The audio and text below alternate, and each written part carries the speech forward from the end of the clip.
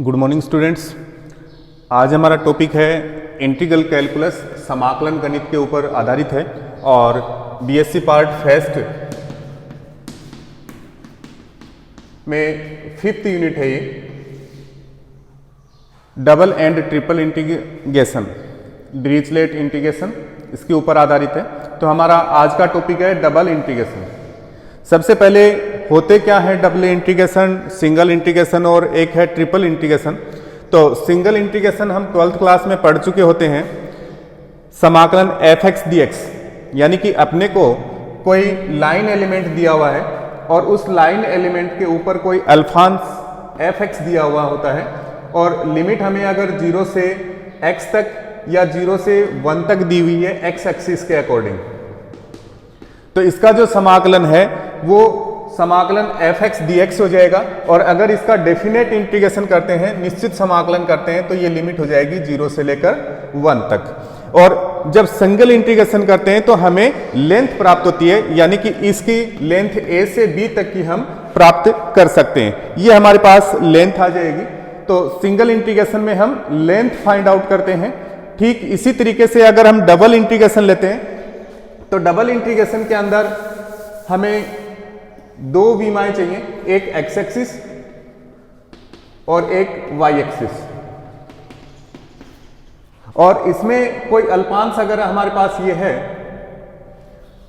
ये एरिया है हमारे पास, तो इसमें ये dx लेंथ ले लेते हैं, ये dy लेंथ ले लेते हैं। इसके अकॉर्डिंग अगर हम dx dy यानी कि fx हमारे पास कोई फंक्शन है और इसका अगर dx dy के रूप में इंटीग्रेशन करें, डबल इंटीग्रेशन करें, तो integration f x y d x d y, यानी कि हम अगर इसकी लिमिट अगर हम लेके चलें तो लिमिट हो जाएगी आपके पास x से लेके चलते हैं तो 0 टू लेकर के ना x तक, 0 से लेके y तक, या 0 से कोई भी आपके पास हो सकती है 1 2। तो इस तरीके से अगर हम इंटीग्रेशन करते हैं तो हमें एरिया फाइंड आउट होता है। और तीसरा है आपके पास ट्रिपल इंटीग्रेशन। अगर इसी में आपके पास इस तरीके का कोई क्षेत्र बना हुआ है तो उसका वॉल्यूम निकालने के लिए ट्रिपल इंटीग्रेशन को काम में लिया जाता है, जिसमें ये डी जेड के बराबर होती है। यानी कि एफ एक्स वाई जेड का अगर हम इंटीग्रेशन कर दें तीनों एक्सिस के रिस्पेक्ट में, एफ एक्स वाई जेड हमारे पास कोई फंक्शन होगा, उसका dx dy और dz यानी कि तीनों एक्सिस के रिस्पेक्ट में उसका इंटीग्रेशन कर देते हैं तो हमारे पास वॉल्यूम प्राप्त हो जाता है। एक्यूरेसी की अगर बात की जाए, इसके सुग्राहिता की बात की जाए या कौन सबसे सटीक होता है तो उसकी बात की जाए तो ट्रिपल इंटीग्रेशन जो है वो सबसे सुदृढ़ होता है, सबसे सुग्राही होता है। यानी कि इनकी एक्यूरेसी अगर हम इसको सिंपल तरीके से ले तो इनकी एक्यूरेसी का जो क्रम है वो इस तरीके से बढ़ता जाता है, बढ़ेगा, इंक्रीज होगा। ये इनकी सुग्राहिता का क्रम है। इनको समाकलन करने का जो तरीका है वो सिंपल इंटीग्रेशन की भांति होता है, जैसे हम वहां पर करते थे कि dx के रिस्पेक्ट में समाकलन करते थे या dy के रिस्पेक्ट में समाकलन करते थे। यहां पर अगर हम समाकलन कर रहे हैं तो समाकलन करने का क्रम जो है वो इनके स्थिति के ऊपर निर्भर करेगा, इनकी स्थिति कहां पर है। तो हमें सिर्फ एक चीज ध्यान में रखनी है कि समाकलन करने का क्रम जो है वो राइट हैंड साइड से लेफ्ट हैंड साइड की ओर हमेशा चलता चले जाएगा, ये ध्यान रखना है। अगर आपके पास फलन इस तरीके से लिखा हुआ है कि f x y f x d x d y, और कई स्थितियों में आपके पास होगा integration f x y d y d x. ये कई बार बराबर होता है लेकिन एक प्रमेय के रूप में नहीं लिख सकते इनको कि ये इफ एंड ओनली इफ, ये ट्रू नहीं होता है। कई बार क्या होता है कि एफ एक्स वाई अगर आपके पास कंटिन्यूस फंक्शन है, कंटिन्यूस फंक्शन है, उस कंडीशन के अंदर ये वैल्यू ट्रू होती है। यानी कि चाहे आप x के रिस्पेक्ट में पहले समाकलन कर दो, चाहे y के रिस्पेक्ट में पहले समाकलन कर दो, वैल्यू दोनों की बराबर ही होती है। लेकिन सभी स्थितियों में ये वैलिड नहीं होता है, यानी कि इसको हम एक प्रमेय के रूप में यूज में नहीं ले सकते। तो ये बात हमें विशेष रूप से ध्यान में रखनी है। नेक्स्ट क्वेश्चन हमारा समाकलन 0 से 3 समाकलन 1 से 2 एक्स वाई कोष्टक 1 plus x plus y d y d x. तो इसको हम लिख सकते हैं समाकलन 0 से 3 समाकलन 1 से 2 x y x plus y plus 1 plus x plus y into d y, यानी कि इसको कोष्टक के रूप में हमने लिख लिया। पहले इसका समाकलन अपने को करना है। इसका समाकलन करेंगे, इसको अंदर मल्टीप्लाई कर दिया हमने, तो ये बन जाएगा x y square upon 2, y के रिस्पेक्ट में करना है, ये बनेगा x square y square upon 2 plus ये बनेगा x y cube upon 3, limit हो गई 1 से लेके 2 तक इंटू डी एक्स। लिमिट हमने यहाँ रख दी, लिमिट रखेंगे 2 तो ये हो जाएगा 4, 2 से 2 टाइम कट जाएगा तो 2x plus 2x square plus 8 upon 3 into x minus 1 upon 2 into x plus यहां पर बनेगा, जब लिमिट रखेंगे तो आपके पास 1 upon 2 x square plus 1 upon 3 into x. जब इसको सरल करेंगे तो आपके पास बनेगा समाकलन 0 से 3 23 upon 6 into x plus 3/2 into x square D x. जब इसका x के रिस्पेक्ट में समाकलन करेंगे तो 23 अपॉन 6 तो कांस्टेंट है, x का हो जाएगा x square upon 2 plus 3 upon 2 constant है, एक्स स्क्वायर का हो जाएगा एक्स क्यूब अपॉन 3, लिमिट हो जाएगा 0 से लेके 3 तक। जब लिमिट रखेंगे तो ये हो जाएगा 9 अपॉन 2 और ये हो जाएगा आपके पास 27 अपॉन 3। जब इसको सॉल्व करेंगे तो आपके पास बनेगा, ये वैल्यू हमारे पास आ जाएगी इसकी, तो ये हमारे पास इसकी फाइनल वैल्यू होगी। नेक्स्ट एक छोटा सा क्वेश्चन हमारे पास है, समाकलन 0 से 1 समाकलन 0 से 1 dx dy upon root 1 minus x square into 1 minus y square, यानी कि ये हमारे पास लिखा हुआ है root 1 minus x square and 1 minus y square. तो इसको हम टुकड़ों में लिख सकते हैं root 1 minus x square and root 1 minus y square. इस तरीके से हम इसको लिख सकते हैं। ये हमारे पास टुकड़ों में हमने इसको डिवाइड कर लिया, यानी कि बाई पार्ट्स में कर लिया, यानी कि 1 माइनस वाई स्क्वायर पहले समाकलन x के रिस्पेक्ट में फिर समाकलन y के रिस्पेक्ट में करें।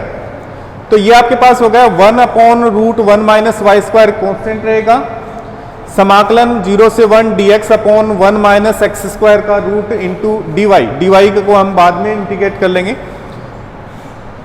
अगर हम समाकलन देखें तो dx upon 1 minus x square का रूट क्या होता है, साइन इनवर्स x होता है। तो इसका समाकलन हमने यहां लिख दिया, साइन इनवर्स x, लिमिट हो गई 0 से 1 तक इंटू dy, ये आपके पास एज इट इज है। और साइन इनवर्स x यानी कि sine inverse 1 minus sine inverse 0, sine inverse 0 किसकी वैल्यू होती है, 0 की, और साइन इनवर्स 1 यानी कि साइन में 1 वैल्यू कहां पर होती है, π/2 पर। तो साइन इनवर्स 1 की वैल्यू हो जाएगी π/2। तो ये बन जाएगा समाकलन 0 से 1 अपॉन 1 माइनस वाई स्क्वायर का रूट इंटू π/2 dy। π/2 को हमने बाहर निकाल लिया, कांस्टेंट बन गया हमारे पास। ये हो जाएगा समाकलन 0 से 1 upon root 1 minus y square into dy। जब इसका समाकलन करेंगे तो बनेगा साइन इनवर्स y 0 से π/2, π/2 इसकी वैल्यू आ जाएगी π/2 इंटू π/2, तो ये आपके पास हो जाएगा पाई स्क्वायर अपॉन 4, ये इसकी फाइनल वैल्यू हो जाएगी। नेक्स्ट क्वेश्चन हमारे पास है, evaluate integration 0 to 1 plus x square dy dx upon 1 plus x square plus y square, यानी कि इसको हमें एवल्यूट करना है, वैल्यू निकालनी है हमें। तो इसको हम लिख सकते हैं समाकलन 0 से 1 समाकलन 0 से 1 प्लस एक्स स्क्वायर। ये देखो यहाँ पर लिमिट दी है 1 प्लस एक्स स्क्वायर, तो ये लिमिट किसकी है, y की लिमिट है x के पदों में, ये हमें ध्यान रखना है, y की लिमिट है x के पदों में। तो इसको हम लिखेंगे 0 to 1 प्लस एक्स स्क्वायर का root dy upon 1 plus x square plus y square. यहाँ पर हमने 1 प्लस एक्स स्क्वायर को एक साथ ले लिया है ताकि ये हमारे पास फॉर्मूला बन जाए plus y square into d x. अब इसको हम इस पूरे स्टेप को हम बनाएंगे 1 प्लस ए स्क्वायर प्लस वाई स्क्वायर के पदों में। ताकि हमारे पास ये फॉर्मूला बन जाए 1/a² + y² इंटू dy, और इसका समाकलन हम आसानी से जानते हैं कितना होता है 1/a tan इनवर्स x/a, यानी कि अगर हमारे पास dy/a² + y² है तो इसका समाकलन होता है 1/a tan इनवर्स x/a।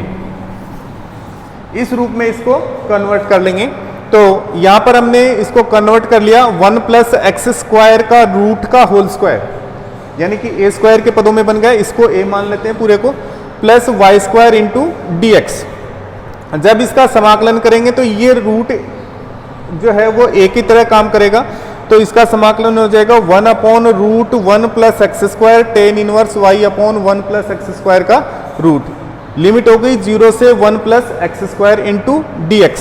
जब लिमिट रखेंगे तो 1/1 + x² का रूट तो आपके पास क्या है, लिमिट से अप्रभावी रहेगा, y यहाँ पर नहीं है।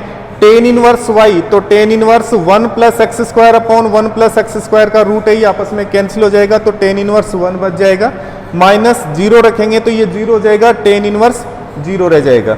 tan इनवर्स 1 की वैल्यू होती है π/4 और tan इनवर्स 0 की वैल्यू होती है 0, तो ये बन जाएगा समाकलन 0 से 1/√1 + x² π/4 - 0 इंटू dx। इसमें से π/4 है, इसको बाहर निकाल लेते हैं, ये बनेगा π/4 समाकलन 0 से 1/1 + x² का रूट इंटू dx। जब इसका समाकलन करेंगे तो ये बन जाएगा log x + 1 + x², इस तरीके से log x plus this. Limit होगी 0 to 1।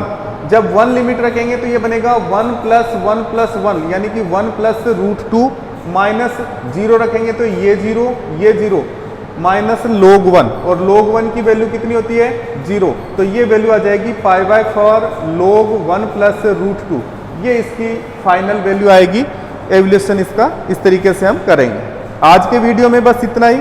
नेक्स्ट वीडियो में इससे आगे के क्वेश्चन जो हैं उनके बारे में डिस्कस करते हैं। That's all students.